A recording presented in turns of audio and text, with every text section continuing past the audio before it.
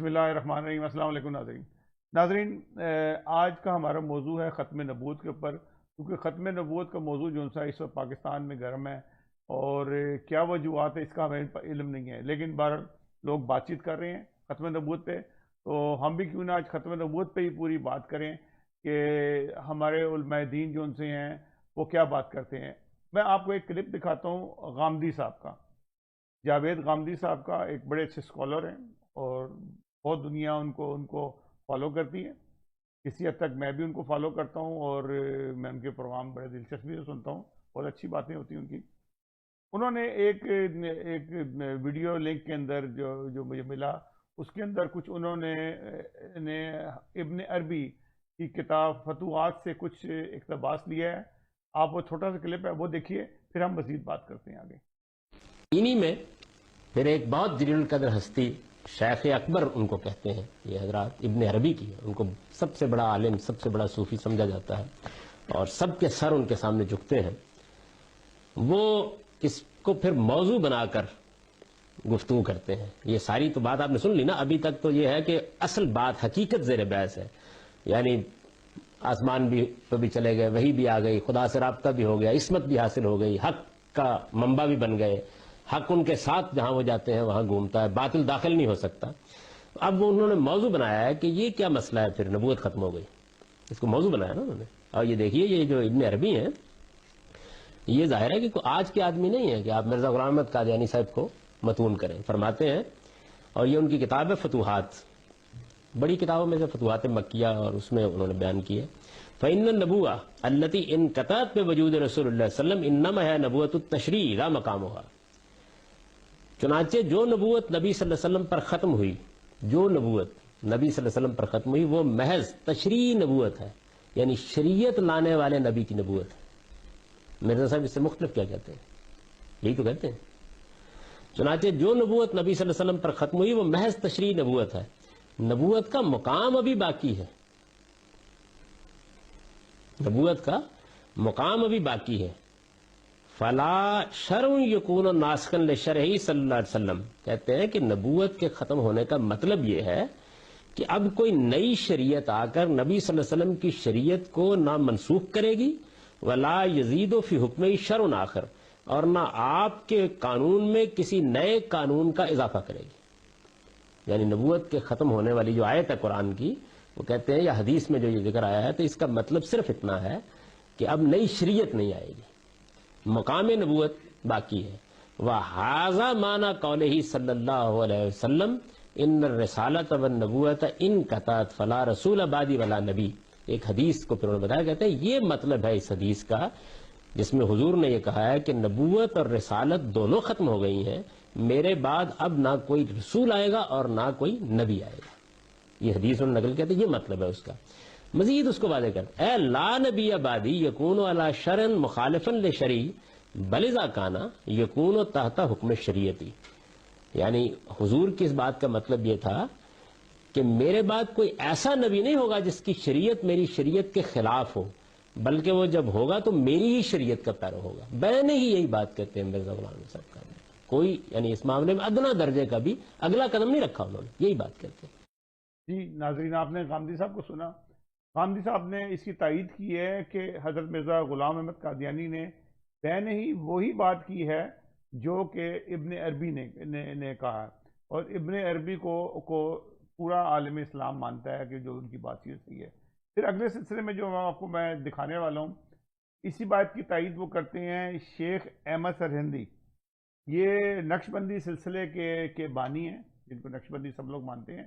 یہ بھی 1000 سال کے اندر جن سے نا یہ ایسے بزرگ جن سے آتے ہیں، انہوں نے کیا کہا ہے، ناظرین یہ سنیے گا۔ شیخ احمد سرہندی، جن کو اقبال میں شہادر ہوا میں شیخ مجدد کی لحد پر، یہ وہی شیخ ہے جن کے اوپر نقشبندی سلسلہ یہاں اپنے کمال کو پہنچا ہے، اور جن کو الف ثانی کا مجدد کہا جائے، دوسرے 1000 سال کا۔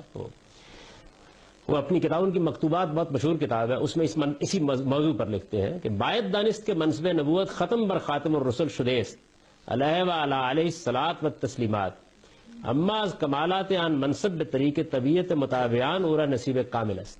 فارسی عبارت ہے، جاننا چاہیے کہ منصب نبوت بے شک خاتم النبیین صلی اللہ علیہ وسلم پر ختم ہو گیا، منصب نبوت، لیکن اس منصب کے کمالات، منصب کے کمالات کیا ہیں؟ وہی آتی ہے نا، الہام ہوتا ہے، خدا سے رابطہ ہوتا ہے۔ اس منصب کے کمالات آپ کے پیرووں کو آپ کے پیرو ہی کی حیثیت سے اب بھی پورے حاصل ہو سکتے ہیں،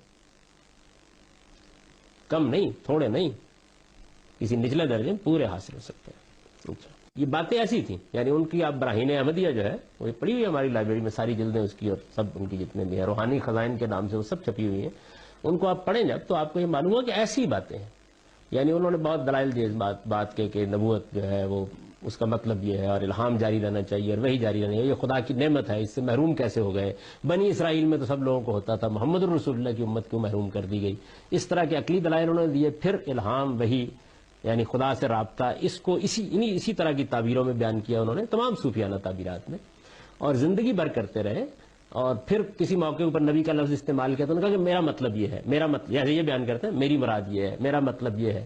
تو یہ وہ بیان ختم نبوت کو بھی انہوں نے کہا کہ میں اس کا قائل ہوں لیکن میرا مطلب یہ ہے، حضور کی ختم نبوت سے مراد یہ ہے۔ یعنی آپ کے ہاں ایک شخص نے نبوت کا بیچارے نے دعویٰ کر دیا تو آپ نے پکڑ کے اس کو کہاں پہنچا دیا۔ Subscribe now.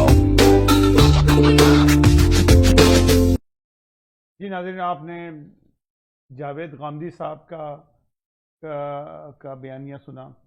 انہوں نے 100% حضرت مرزا غلام احمد قادیانی کی تائید کی ہے کہ جو کچھ انہوں نے کہا ہے وہ صحیح کہا ہے، جیسے کہ حضور صلی اللہ علیہ وسلم کی پیشگوئیاں تھیں اور جس طرح سے بزرگان امت نے کہا تھا، اس میں غلطی کوئی نہیں ہے۔ تو پھر وہ مسئلہ کیا ہے؟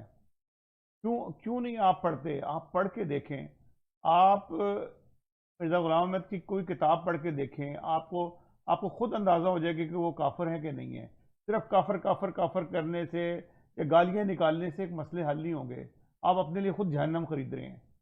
میں اب آپ کو یہ بتاتا ہوں کہ مولانا اسرار الحق صاحب نے کیا فرمایا۔ اب اس دنیا میں نہیں ہیں، وفات پا چکے ہیں۔ انہوں نے بھی چلتے چلتے کیا کہا، ذرا یہ ملاحظہ کیجیے گا۔ موت آئے گی، اور جتنا مجھے یقین ہے کل صبح سورج طلوع ہوگا، اتنا ہی یقین ہے کہ پوری دنیا پر اللہ کے دین کا غلبہ ہوگا۔ اس کے لیے پہلے کسی عرب سے مشرقی علاقے کے اندر نظام خلافت قائم ہوگا۔ حضور کی یہ حدیث بھی ہے کہ مجھے ہندوستان کی طرف سے ٹھنڈی ہوا آ رہی ہے۔ اقبال نے کہا میرے عرب کو آئی ٹھنڈی ہوا جہاں سے، میرا وطن وہی ہے، میرا وطن وہی ہے۔ اور حدیث میں آیا ہے یخرج الناس من المشرق یؤطئون للمہدی یعنی سلطان۔ کسی مشرقی ملک میں اسلام کا نظام قائم ہوگا اور وہاں سے فوجیں آئیں گی جو عرب میں حضرت مہدی کی حکومت قائم کریں گی۔ حضرت مہدی کا ظہور تو وہی ہوگا عرب میں، لیکن عرب کھوکھلے ہو چکے، عیاشیوں کی وجہ سے ختم ہو چکے، ان میں دم نہیں ہے۔ فوجیں جائیں گی کسی مشرقی، اب مشرق میں کون ہے؟ ایران ہے، وہ خلافت کا قائل ہی نہیں، وہ تو امامت کے قائل ہیں۔ پھر افغانستان ہے، پھر پاکستان ہے۔ یہ ہے وہ خطے کہ جہاں سے انشاءاللہ خلافت کا نظام دوبارہ ابھرے گا اور یہیں سے پھر پھیلے گا۔ لیکن کیسے ہوگا؟ میرے نزدیک بڑی مہلت میرے اور آپ کے پاس کم رہ گئی ہے۔ جی ناظرین پہلے تو ایک میں غلطی کر گیا، ڈاکٹر اسرار احمد ان کا نام ہے، نہ کہ اسرار الحق ہے، یہ سوری مجھ سے غلطی ہوئی۔ یہ ڈاکٹر اسرار احمد جن کے بارے میں ویڈیو آپ نے پہلے دیکھی۔ اچھا، اس کے بعد اب میں آپ کو دکھاتا ہوں وہ لوگ کہ 74 میں جن لوگوں نے احمدیوں کو غیر مسلم قرار دیا، کہ کتنی بڑی انہوں نے بحث و بحثہ کی، جو آج جگہ جگہ یہ لوگ بولتے پھر رہے ہیں۔ جن لوگوں نے اسمبلی میں جو بیٹھے تھے جنہوں نے غیر مسلم قرار دیا، وہ کیا کہتے ہیں کہ یہ ایک کمپرومائز تھا جو ہمیں سعودی عرب نے کہا ہوا تھا، جس کے اوپر ہم نے عمل کیا۔ ناظرین یہ دیکھیے گا۔ قرار دینے کا فیصلہ یعنی کانسٹیٹیوشن میں آپ نے بعد میں امینڈ کر کے امینڈمنٹ ہوئی، تو یہ سیاسی فیصلہ تھا؟ بالکل سیاسی فیصلہ تھا۔ اس کا مطلب یہ ہے کہ وہ پھر اپنی یعنی پاور پالیٹکس میں کمپرومائزز بھٹو صاحب کے پھر موجود ہیں؟ بہت زبردست آپ پوچھ رہے ہیں کہ یہ کیوں ہوا؟ یہ سعودی عرب کے پریشر سے ہوا. تو اب وہ یوں کہتا تھا سعودی عرب کا بادشاہ کہ ان کو یہاں نہ آنے دو. یہاں نہ آنے کا مطلب یہ ہے کہ ان کو مسلم نہ لکھو پاسپورٹ میں. اگر ان کو غیر مسلم لکھو گے تو پھر یہ نہیں آ سکیں گے حج کو. کہ کوئزائے پیرا socialist secular party. Secular party.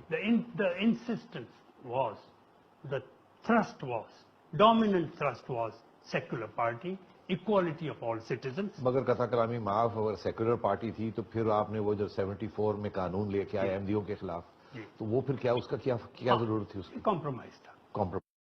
جی ناظرین، آپ نے یہ دیکھا. بس اب آخری حصے میں ہیں.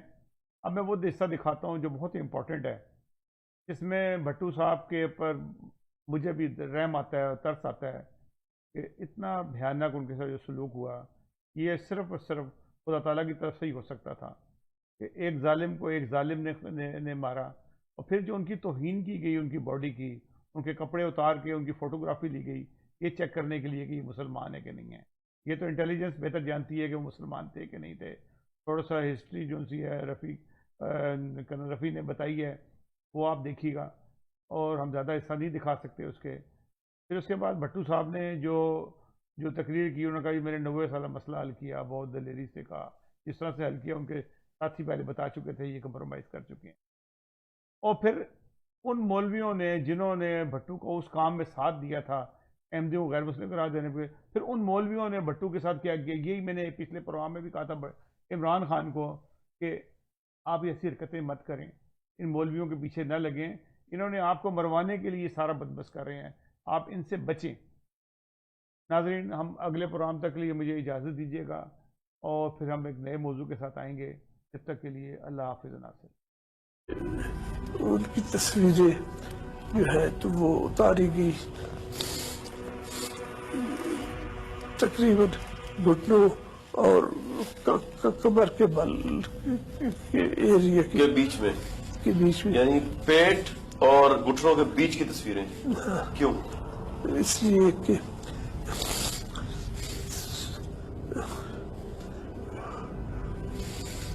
بھٹو کا والد کا نام تھا سر شاہ نواز بھٹو.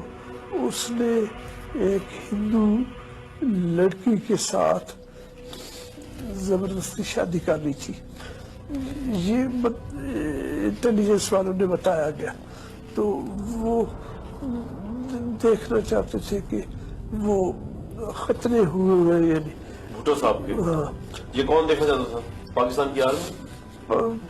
دیکھ لیں کہ احمدیوں کا مسئلہ اسی دور میں 90 سال کا مسئلہ، اسی دور میں اس کا فیصلہ، آخری فیصلہ جو قومی اسمبلی نے کیا ہے، جو 90 سال سے چل رہا تھا، وہ اسی وقت میں ہوا. ان کی دیگر اسلامی خدمات میں غلطیوں سے پاک قرآن مجید کی اشاعت اور آزاد حج پالیسی کے علاوہ 100 سالہ پرانے ختم نبوت کے مسئلے کو حل کرنا بھی شامل ہے.